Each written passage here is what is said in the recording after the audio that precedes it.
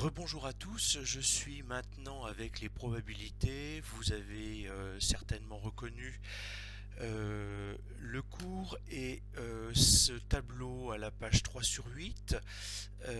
Je souhaiterais aussi donc vous montrer comment mettre en application ce tableau-là avec les informations que l'on a. Dans un premier temps, je voudrais vous rappeler un certain nombre de choses. Alors, je vais ici prendre une fine, une pointe plus fine.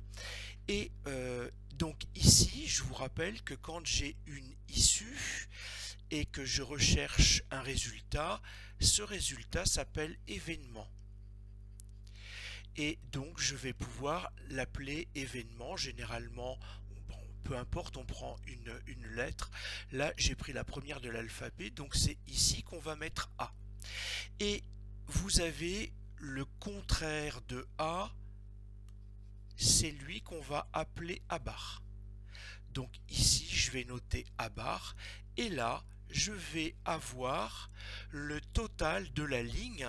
Alors là, j'ai rempli les têtes de colonne, les têtes de ligne, bien entendu, comme j'ai l'événement A, je peux avoir l'événement B, l'événement B bar qui est tout sauf l'événement B, et puis je peux avoir un total cette fois-ci de colonne.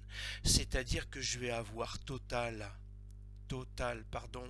ici de A, ici je vais avoir total de A bar, c'est-à-dire toutes les issues possibles qui sont contraires à l'événement A.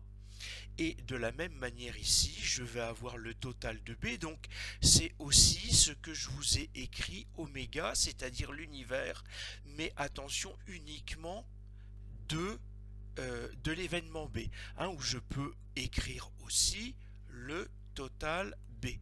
Et puis bien entendu ici vous avez le total du total, c'est-à-dire que c'est là où vous avez oméga. Donc bien entendu ici vous avez quoi? Vous avez A inter B. D'accord? Donc ce symbole c'est lui qu'on appelle inter, de intersection, et ça veut dire élément commun entre l'ensemble A et l'ensemble B. Donc là je vais avoir A bar inter B. Alors je peux faire, c'est commutatif, hein. Je peux permuter, je vais avoir A inter B bar, et enfin je vais avoir A bar inter B bar. Donc là bien entendu j'ai le total de B bar. Donc pour l'instant je m'arrête ici.